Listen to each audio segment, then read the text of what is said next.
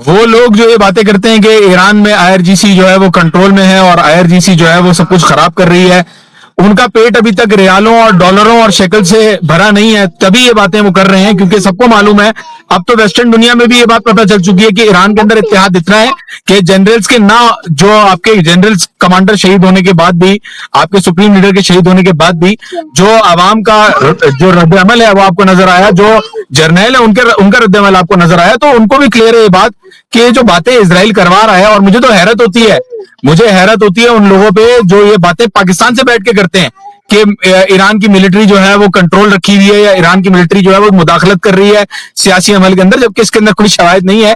तो मुझे तो हैरत होती है कि पाकिस्तान से बैठ के लोग ये बातें कर रहे होते हैं, जबकि ईरान के अंदर तमाम सियासी हुकूमतों ने अपना टाइम पूरा किया, तमाम प्रेसिडेंट्स ने अपना टाइम पूरा किया, ना कि सिर्फ टाइम पूरा किया बल्कि री इलेक्शन जीत के दोबारा जो 4 साल का पीरियड है वो दोबारा पूरा किया। तो मैं कहूंगा कि ये जो लोग हैं, ये जो इजराइल के लिए काम करने वाले हमारे पाकिस्तानी ज़ायनिस्ट हैं, सबको नहीं कहूंगा क्योंकि प्रेडोमिनेटली अवाम साथ है और अवाम समझती है इस बात को, लेकिन जो ये रियाल खाने वाले और जो ये डॉलर खाने वाले लोग वहां पे बैठे हुए हैं, उनको चाहिए जरा अपने अपने हालात और अपने जो जो सर्कमस्टांसेस है उनको देख के बात करें किसी मुल्क के बारे में अगर कर रहे हैं तो। बिस्मिल्लाहिर्रहमानिर्रहीम, अस्सलाम वालेकुम। मैं बलोच वीडियो के साथ हाजिर खिदमत हूँ। एक मरतबा फिर तेहरान से जॉन हुसैन हमारे साथ मौजूद हैं और इस बात का जायजा लेंगे कि सदर ट्रंप साहब जिस अंदाज में तुर्किया से भागे और वहां पर त्यारा तब्दील किया और अब ये भी तस्लीम कर लिया कि हाँ उसने अपनी खुफिया एजेंसी के कहने पर ऐसा किया है। उसके ऊपर बहुत सारी मीम्स भी बन रही हैं, वीडियोस भी बन रही हैं और पता चल रहा है कि जनाब सुपर पावर जो है उसका सदर इतना बुज़दिल और इतना डरपोक है। और दूसरी जानिब वो लोग थे कि जिन्होंने अपने कहते हैं मौत का पता होने के बावजूद अपने कमरे से अपनी जगह से 1 इंच भी नहीं हटे और मुसल्लह इबादत पर शहादत को तरजीह दी। दूसरी तरफ कौन लोग हैं जो मौत से फरार होते हैं। जॉन, बहुत शुक्रिया ज्वाइन करने का। एक तो आपसे ये पूछेंगे कि मोहसिन नकवी साहब वहां पर क्या मसरूफियात रही, दूसरा ये बताएं कि आप लोग कैसे देख रहे हैं ट्रंप के इस इक़दाम को। बहुत बहुत शुक्रिया मुझे दावत देने के लिए। देखें, मोहसिन नकवी साहब जो यहाँ पे आए हैं उन्होंने मुलाकातें की हैं, ऑब्वियसली इंटीरियर मिनिस्टर के साथ, फॉरेन मिनिस्टर के साथ, प्रेसिडेंट के साथ। कोशिश जरूर पाकिस्तान कर रहा है, ये बात पता है, फॉरेन मिनिस्ट्री की तरफ से भी ये बताया जा रहा है कि पाकिस्तान कोशिश कर रहा है पीस एफर्ट्स के लिए, लेकिन ईरान जो है वो राजी नहीं है इस काम को तब तक करने के लिए जब तक यूएस अपनी जो जो बिहेवियर है उसको बदल के जो मुआहदा अग्री किया है उसके ऊपर वापस ना आ जाए। जाहिर सी बात है, बार बार मुआहदा करके, बार बार बातचीत करके अगर धोखा देना है अमेरिका को, तो ईरानी तो यहाँ पे जो है वो समझ चुके हैं ये बात कि असल में आपको मुज़ाकरात करने ही नहीं है, आपको तो यहाँ पे सिर्फ बिजी करना है ईरान को। तो उन्होंने, ईरानियों ने क्लियर मौक़िफ़ रखा हुआ है कि अगर आप सीरियस है चीजों को करने के लिए तो आपको जो कंडीशंस इस्लामाबाद मुआहदे में आपने की थी उन कंडीशंस को पूरा करना होगा। और वो कंडीशंस यही है कि गाजा के अंदर हमले बंद हो, लबनान के अंदर हमले बंद हो, यमन के अंदर हमले बंद हो, तमाम जगहों पे हमले बंद हो, धमकियां बंद हो, जो फ्रोजन एसेट्स हैं वो भी रिलीज हो, सैंक्शंस भी हटाई जाएं। तो बात सारी ये है कि अब टाइम चला गया है कि ईरान को जो है वो ब्लेम किया जाए या ईरान से ये एक्सपेक्ट किया जाए कि ईरान हर चीज में जो है वो आगे आगे बढ़ के इनकी बातें माने अमेरिका की, बगैर किसी प्रूफ के कि वो काम कर रहे हैं इस चीज के ऊपर। तो ये तो वाज़ेह है। दूसरी अगर बात करें कि किस तरीके से दुनिया की सबसे बड़ी सुपर पावर को, उसके प्रेसिडेंट को फ्रिज के अंदर बंद करके किस तरीके से लेके जाया गया, एक केटरिंग ट्रक के अंदर किस तरीके से उसको ट्रांसफर किया गया, मैं कहता हूँ शर्मिंदगी की बात है कि आपको दुनिया की सबसे बड़ी मिलिट्री ताकत का कमांड और तमाम तर टेक्नोलॉजी आपके पास मौजूद है, फिर भी अगर आपको ये करने की नौबत पड़ी है कि चंद जो आपके छोटे वेस्ट, जो जिसे कहते हैं ना, ये लोग कहते हैं डेवलपिंग कंट्रीज से अगर आपको या अनडेवलप्ड कंट्रीज से आपको अगर खतरा मिल रहा है, तो मैं कहता हूँ शर्म की बात है। फिर तो पोजीशन का क्या फायदा। ईरानी जो यहाँ पे लीडरान है वो किस तरीके से यहाँ पे जिदारी के साथ, आपको पता है, आवाम के अंदर घूमते रहे बगैर किसी थ्रेट के, और वहां जो दुनिया की सबसे ताकतवर फौज का प्रेसिडेंट है वो छुप छुपाता फिर रहा है। तो मैं आपको ये बता दूं, ये सिलसिला अभी शुरू हुआ है। अभी तो वो गोल्फ खेल रहा होता है तो उसके साथ एयर डिफेंस लगा हुआ होता है, बार्ड वायर लगी हुई होती है। अभी जब वो प्लेन पे जा रहा होता है तो उसको प्लेन बार बार चेंज करने होते हैं। अभी आप देखेंगे आगे जब इसकी प्रेसिडेंसी का इख्तिताम होगा तो इसके ऊपर किस किस तरीके के नए नए जो है वो थ्रेट्स आते हैं। मुझे लगता है कि ईरानी इसको छोड़ेंगे नहीं, और जो इसने काम किया है वो इस बात का ईरानियों ने इकरार कर लिया कि भाई ये जितने भी पैसे दे दें, अरबों डॉलर दे दें, आयतुल्लाह अली खामनेई शहीद का जो बदला है वो एक अलग टॉपिक है, वो एक अलग चैप्टर है। तो इनकी जिंदगियों के जो है वो उसके ऊपर थ्रेट पड़ गए और ये अब इतने बुज़दिल हैं, इतने बुज़दिल हैं। ट्रंप को अगर आप देखें तो जहाज के अंदर उसने जर्नलिस्ट को भी नहीं बताया कि भाई मैं जो है वो जा रहा हूं दूसरे प्लेन में, मतलब ईरानियों को, ईरानी अगर जहाज को उड़ा दे तो उसको कोई मसला नहीं है कि जर्नलिस्ट की जान चली जाए या व्हाइट हाउस के स्टाफ की जान चली जाए। ये बुजदिली नहीं है सिर्फ, ये जो है वो क्रिमिनल्स भी हैं, और इनको, ये इनकी मुजरिम होने का सबूत है कि वो जगह जगह जो है वो छुपते फिर रहे हैं। अच्छा, मोहसिन नकवी साहब वहाँ पर मौजूद थे, वहाँ पर मोहसिन रज़ाई से उनकी मुलाकात हुई। मोहसिन रज़ाई साहब ने जो एक स्टेटमेंट जारी किया है कि पाकिस्तान हुकूमत, फ़ौज और अवाम इस्लामी दुनिया का अजीम असासा है। तो मतलब ये कि एक तरफ ये कहा जाता है कि वहाँ पर जो पाकिस्तान इनकलाब है वो एक अलग स्टैंड लेते हैं, हुकूमत अलग स्टैंड लेते हैं। तो इस बयान के बाद, मुलाकातों के बाद क्या समझते हैं कि ये तासुर खत्म हो गया है?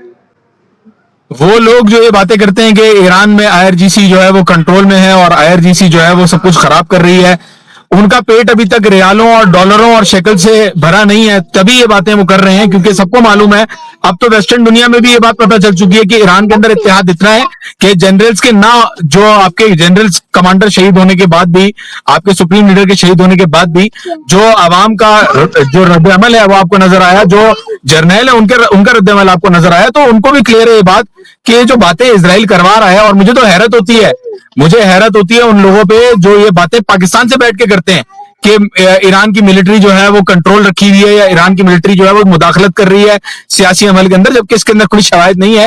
तो मुझे तो हैरत होती है कि पाकिस्तान से बैठ के लोग ये बातें कर रहे होते हैं, जबकि ईरान के अंदर तमाम सियासी हुकूमतों ने अपना टाइम पूरा किया, तमाम प्रेसिडेंट्स ने अपना टाइम पूरा किया, ना कि सिर्फ टाइम पूरा किया बल्कि री इलेक्शन जीत के दोबारा जो 4 साल का पीरियड है वो दोबारा पूरा किया। तो मैं कहूंगा कि ये जो लोग हैं, ये जो इसराइल के लिए काम करने वाले हमारे पाकिस्तानी जायनिस्ट हैं, सबको नहीं कहूंगा क्योंकि प्रेडोमिनेटली अवाम साथ है और अवाम समझती है इस बात को, लेकिन जो ये रियाल खाने वाले और जो ये डॉलर खाने वाले लोग वहां पे बैठे हुए हैं, उनको चाहिए जरा अपने अपने हालात और अपने जो जो सर्कमस्टांसेस है उनको देख के बात करें किसी मुल्क के बारे में अगर कर रहे हैं तो।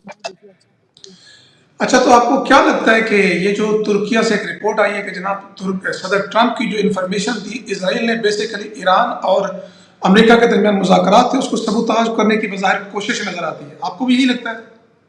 देखें, वो ऑब्वियसली इसराइल मुज़ाकरात को सबूताज करने की कोशिश करे ना करे, ये बात जाहिर है कि इसराइल की जो कमांड है वो अमेरिका के पास है। इसराइल एक प्रॉक्सी है अमेरिका की, और अमेरिका के बगैर इसराइल कुछ भी नहीं है, ये बात वाजे है। और ये बातों में अच्छा लगता है कि ट्रंप और नेतन्याहू का फड्डा हो गया, उनकी लड़ाई हो गई। हम सबको पता है कि बहुत सारी ऐसी टेक्नोलॉजीज हैं जो यूएस जो है वो इसराइल को नहीं देता। F-35 जो इसराइल को दिए हुए वो F-35I दिए हुए, वो स्लाइटली डिग्रेडेड F-35 टेक्नोलॉजी जो है उनकी कमतर है अमेरिकन वेरिएंट से। और हमें यह भी पता है कि अमेरिका और इसराइल दोनों मिलके जहां उनको काम करना होता है वो मिलके काम करते हैं। जहां इसराइल काम नहीं कर पाता वो काम अमेरिका से करवाता है, जहां अमेरिका काम नहीं करवा पाता वो इसराइल से करवाता है। तो देखिए, इसके अंदर मिली भगत है, ये तो सिर्फ बातें हैं कि इसराइल सबूताज कर रहा है।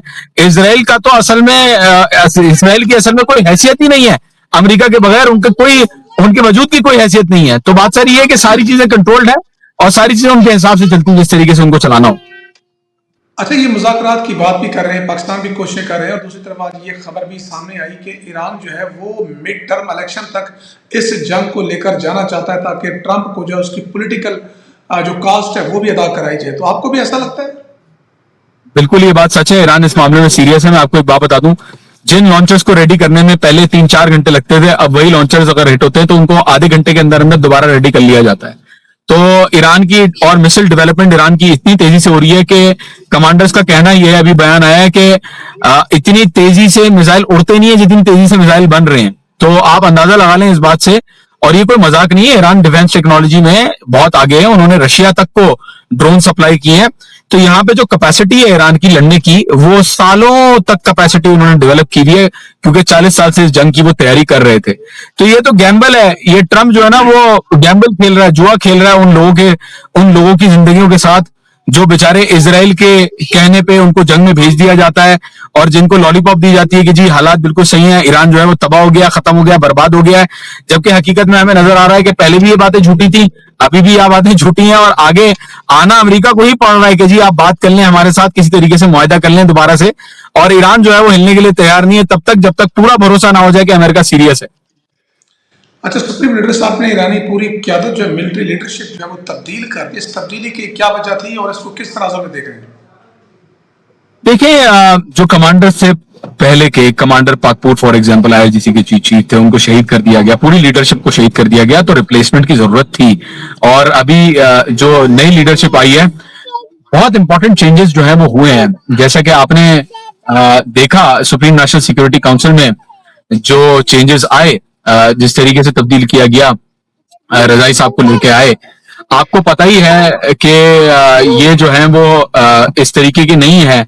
ये लोग जो नए आए हैं वो इस तरीके के नहीं है कि वो किसी भी लाइट हैंडेडनेस के साथ बात करें।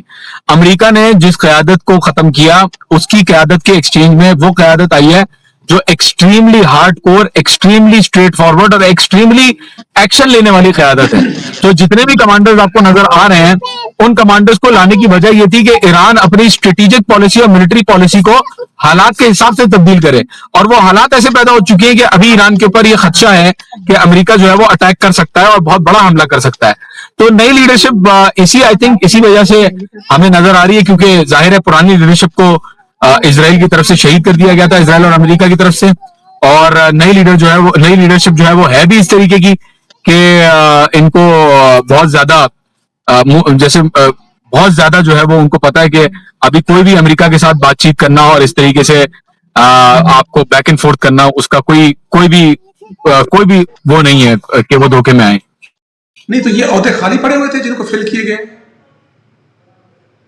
जी, ज्यादातर जितने भी ओहदे थे उन सबको तो जाहिर किसी को रिप्लेस नहीं किया गया, उनको अलॉट किया गया, क्योंकि जाहिर सी बात है शहादतें हुई हैं यहाँ पे, और शहादतों के बाद जो है वो नए कमांडर्स को लाया गया। और यही सिचुएशन डेवलप हुई कि जो कैंडिडेट्स आए हैं अब वो कैंडिडेट्स हैं जो नो नॉनसेंस पॉलिसी में यकीन रखते हैं। तो ज्यादातर लोगों को जो है वो फ्रेश अलॉट किया गया, ना कि रिप्लेस किया गया हो किसी के साथ। ये जो मसूद पज़ेश्कियान साहब की मुलाकात हुई सुप्रीम लीडर्स के 7 घंटे से ज्यादा वक्त बताया गया है, इसको कैसे देखा जाता है? और इसको बड़ा बताया, उन्होंने बड़ा चला नहीं है, उसको बड़ा अहमियत दे के बताया उन्होंने। देखिए, 7 घंटे की मुलाकात हुई है आगे पज़ेश्कियान की आयतुल्लाह मुस्तफा खामनेई के साथ। उसकी मेरे ख्याल में जो मेरा एनालिसिस है, उसकी वजह इतनी लंबी मुलाकात का वजह ये थी कि पूरी प्लानिंग के साथ जो आगे की स्ट्रेटेजी है उसको डिसाइड किया जाए और आगे का रद्द अमल तय किया जाए। जो पहले पज़ेश्कियान साहब और पॉलिटिकल लीडरशिप जो चीजें चाह रही थी, उन्होंने वो चीजें करके देख ली। उन्होंने मुज़ाकरात का बोला कि जी हमें मुज़ाकरात करने दें, हमें बातचीत करने दें, उन्होंने वो करके देख लिया, उन्होंने वो ऑप्शन एक्सरसाइज कर लिया एज द एग्जीक्यूटिव। तो आई थिंक थोड़ी बातें समझाई होंगी आयतुल्लाह मुस्तफा खामनेई ने, कुछ चीजें बताई होंगी कि किस तरीके से चल रही हैं चीजें इस वक्त दुनिया के अंदर, अपनी राय उन्होंने दी होगी मेरे ख्याल में। और आई थिंक इसी वजह से हमें नजर आया कि पज़ेश्कियान साहब का जो कॉन्फिडेंस है वो अलग तरीके से चेंज हुआ। उन्होंने बाद में बयानात दिए, उन्होंने कहा कि मैं रिजाइन नहीं कर रहा और मैं जो है वो पोजीशन पे हूं, मेरी बड़ी अच्छी मुलाकात हुई है। तो आई थिंक कि ये सारी चीजें सिग्नलिंग देती हैं कि जो एक तासुर था लोगों के दिमाग में कि पॉलिटिकल लीडरशिप अलग है मिलिट्री लीडरशिप से, और जो एक वैक्यूम लोगों के दिमाग में तस्वुर किया जा रहा था, उस चीज को क्लैरिफाई किया है इस मीटिंग ने, और बहुत सारी चीजें आगे के लिए भी प्लान आउट कर ली हैं इस मीटिंग में बैठ के। बहुत सारी चीजों में से जो एक इंपॉर्टेंट इशू है, वो आगे इंपॉर्टेंट इशू ईरान के ऊपर जो अमेरिका और इसराइल के धमकियां हैं, जो हमले के खदशात हैं, उनको डील करना है। तो आई थिंक इस मुलाकात के अंदर स्ट्रेटेजी के बारे में भी बात की होगी और यूनिटी के भी बारे में बात की होगी। तो ये फर्स्ट मुलाकात थी अपॉइंटमेंट के बाद नए सुप्रीम लीडर से? आई थिंक पहले मुलाकातें हो चुकी हैं, ये फर्स्ट मुलाकात नहीं थी मेरे ख्याल में, और अपॉइंटमेंट के बाद तो खैर नहीं थी फर्स्ट मुलाकात। तो जंग के बाद बहरहाल हो सकता है कि पहले मुलाकातें हुई नहीं हो, हमें तो पता है स्टेटमेंट्स के थ्रू हमें पता है कि मुलाकातें हुई हैं, लेकिन इतनी लंबी मुलाकात होना या इस तरीके से उस मुलाकात की डिटेल्स बाहर आना, ये जो है वो बहरहाल पहली दफा में नजर आया। अच्छा, ईरान की खबर ये भी आई कि हमने जंग की तौसीक़ के ऊपर कोई बात नहीं की और अमेरिका के इस तरह के बयान को मुस्तरद करते हैं, ये क्या मैसेज है? ये लास्ट क्वेश्चन है आपके साथ। देखें, ईरान ने तो पहले से ही कहा हुआ था कि सीज फायर ऐसा नहीं हो सकता कि जब आप चाहें आप मारें और जब आप चाहें आप ना मारें। वो जमाना चला गया कि अमेरिका समझता था कि मैं मारूंगा और आगे से जवाबी कार्रवाई जो है वो नहीं होगी और कोई कुछ नहीं करेगा और मेरा जो दिल चाहेगा मैं करता रहूंगा। ईरान ने परमानेंटली इस ओपिनियन को दुनिया के अंदर से खत्म कर दिया है कि कोई इस खित्ते के अंदर बदमाशी कर सकता है, और दुनिया की सबसे बड़ी पावर को ईरान ने यह बता दिया है कि जंग आपकी टर्म्स पे शुरू नहीं होगी और जंग आपकी टर्म्स पे खत्म नहीं होगी। शुरू भले आपने कर दी हो, लेकिन इसके खत्म होने का टाइम हम मुकर्रर करेंगे। तो इस पे जाहिर सी बात है, स्टेटमेंट तो यही दिखाता है और एक्शन भी यही दिखाता है। आपको याद होगा कि इन्होंने जो हमला किया जॉर्डन के अंदर, इन्होंने दिखा दिया, जब नेतन्याहू और ट्रंप की मीटिंग हो रही थी तो इन्होंने दिखा दिया कि हमारा जब दिल चाहेगा हम हमला करेंगे। आप बेफिक्र रहें कि आप जो है वो सुपर पावर है तो आप बचे रहेंगे, या रिटेलिएशन में आपके ऊपर हमले होते रहेंगे जिंदगी भर, ऐसा नहीं हो सकता। तो ये चीज क्लियर हो चुकी है। अब लोगों को हजम नहीं होती वो अलग बात है। कुछ लोग जो हमारे माशाल्लाह से जो एकेडमिक्स हैं, वो अभी तक अमेरिका की सुपर पावर होने के गीत गा रहे हैं, मैं देख रहा हूं। लेकिन हकीकत यही है कि इतना मारा, इतना मारा, इतना मारा है कि उनको भागने के लिए बेसिस नहीं बच रहे कि वो कहां भागे रीजन के अंदर। बहुत शुक्रिया जॉन हुसैन, आपने हमें वक्त किया और आपने अपनी फैमिली और अपने ज़ाती टाइम निकाला। आपका बेहद शुक्रिया और हमारी तरफ से बच्चों को सबको सलाम। अल्लाह हाफिज़।